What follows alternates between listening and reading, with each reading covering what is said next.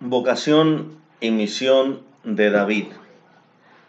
David fue un rey en el pueblo de Israel, el rey más conocido, el rey principal en toda esa etapa del pueblo de Israel.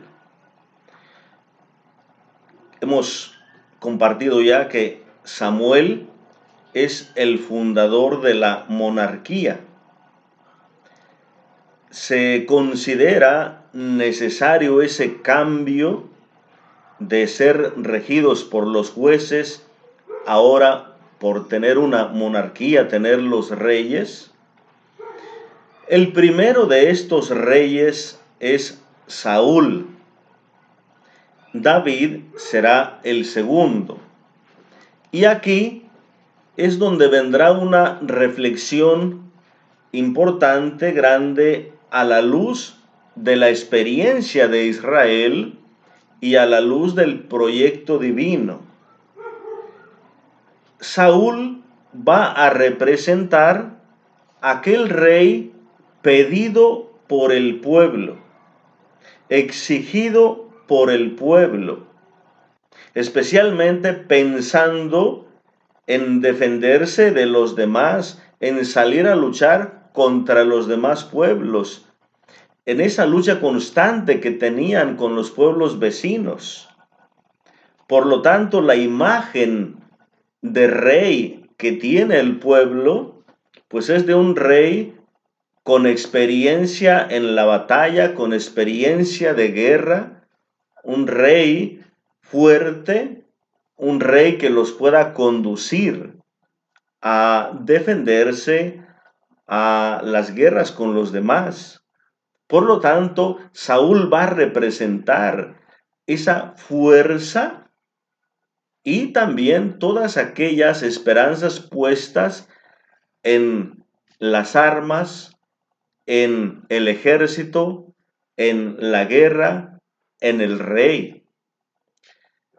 Y por otra parte, David va a representar aquel rey dado por Dios, elegido propiamente por Dios, aquel que va a regir según el corazón de Dios. Por eso hay una primera comparación entre Saúl y David. Cuando un autor quiere resaltar los aspectos o quiere valorar más a una persona que a otra, pues siempre enfatiza los defectos, los errores de una persona y exalta las virtudes de la otra. Por eso, el primer aspecto en la consideración del rey David es la comparación que hacen los escritos en relación a Saúl. Pero ¿por qué? Porque son personajes caracterizados. Es decir, ahí vemos las características de cómo debería ser un rey y cómo no debería ser un rey que acompaña, que conduce al pueblo.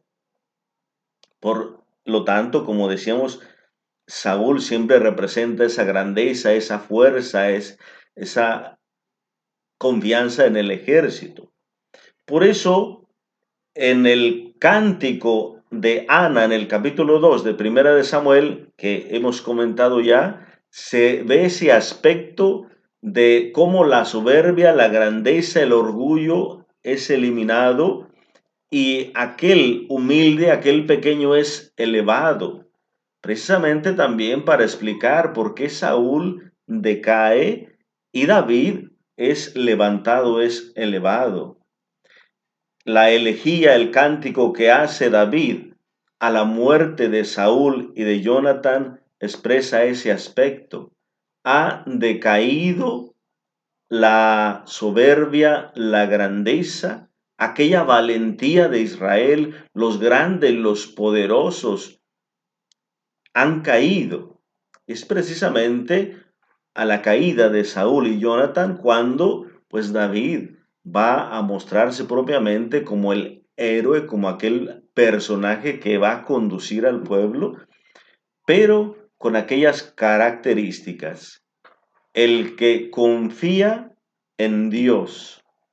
Él había sido un pastor, un niño, un pequeño, y ahí de alguna manera esa experiencia de pastor también le ayudará en el acompañamiento del pueblo. Pues es para resaltar esos aspectos de cómo debería ser un rey. El final de la vida de David y aquellos cánticos, aquellos poemas, hablan precisamente cómo Dios ha levantado, exaltado a David, precisamente por haber confiado en él, por haber puesto la confianza en él, por tratar de regir según el corazón de Dios. Y luego, el aspecto importante que vemos, la misión propiamente de David, la vocación de David, primero es el aspecto de la profecía de Natán sobre David y la dinastía de David. David quiere construir un templo, pero no le tocará a él, sino a su hijo. Entonces, mediante Natán, Dios le hace una promesa, una profecía a David de mantener su trono para siempre, mantener su dinastía para siempre. Y de ahí vendrá que todos los reyes deberán ser de la descendencia de David. Y por eso también los evangelistas, pues relacionando a Jesús como hijo, como descendiente de David, aquel a quien le corresponde reinar eternamente. Pues hay esa promesa importante de la figura de un rey. Posteriormente habrá una interpretación mesiánica, es decir, reflexionar que el rey por excelencia no puede ser simplemente un mortal, un humano, sino que debe ser alguien elegido, enviado por Dios. Y esto se descubrirá en la persona de Jesús.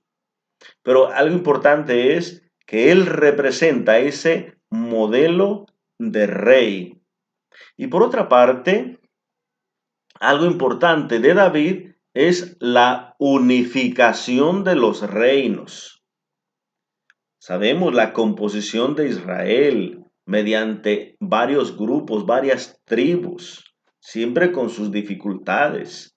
Pues David logra de alguna manera unificar fuerzas, unificar los reinos norte y sur, unificar las tribus, fortalecer, afianzar el reino como tal. Algo importante de la misión, de la vocación de David. David en relación al culto, si bien leemos que David no pudo construir el templo, él va a centralizar de alguna manera todo ese culto, esa experiencia de Dios en Jerusalén. Y ciertamente, si Salomón va a ser el constructor del templo, pero una relectura de la historia que se hace en los libros de las crónicas presentan a David como aquel que organizó todo. David organizó los materiales, David hizo los planos, David organizó el culto, los lectores, los cantores, los porteros, los que iban a trabajar aquí, todo casi ya nada más lo entregó a Salomón, ya para que él lo llevara a cabo. Pero se plantea como David es aquel que va a unificar también el culto en Jerusalén, algo importantísimo para el pueblo de Israel.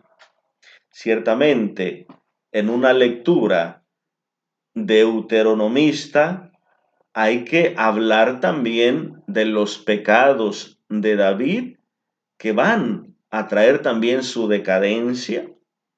David que comete adulterio con Betsabé, David que manda asesinar a Urías, tiene que pagar por esto, pero también comienza una decadencia.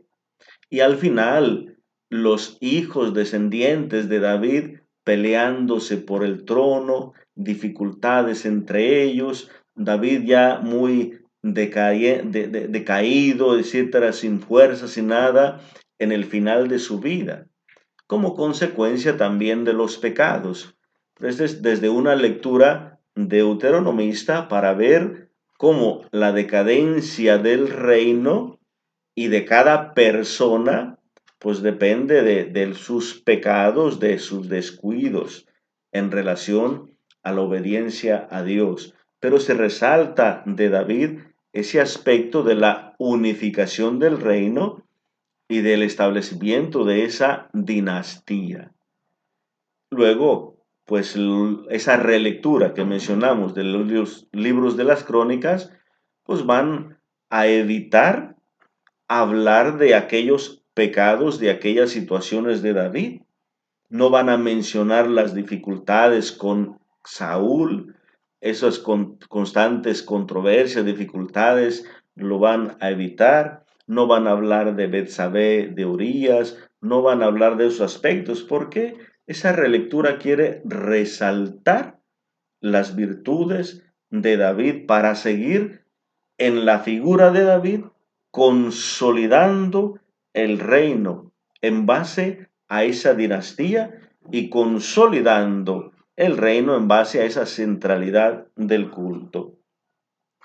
Pues tenemos, queridos hermanos, esa figura grande de David. De acuerdo a las tradiciones israelitas, pues David fue también un cantor, un poeta, un músico, parte de ser rey, de ser un guerrero, de haber unificado el reino, de haber acrecentado el reino, también tenemos una riqueza en los salmos, en las composiciones. Más de 70 salmos la tradición judía le atribuyó a David. Antiguamente se pensaba que casi todos los salmos eran de David, pero van surgiendo muchas escuelas y los demás también van construyendo, componiendo algunos salmos, después se van coleccionando, pero aún así la tradición ha conservado por lo menos más de 70 salmos atribuidos a David, por esa calidad musical, poeta, su sensibilidad religiosa. Independientemente de sus fragilidades, hay que resaltar esos aspectos del rey David.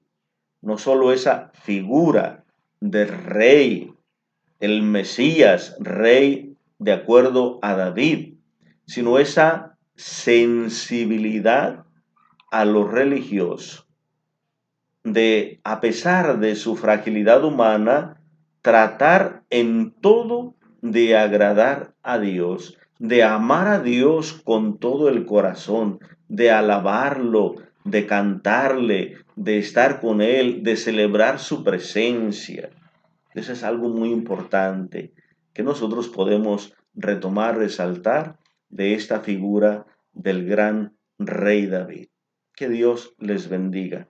En nombre del Padre, y del Hijo, y del Espíritu Santo. Amén.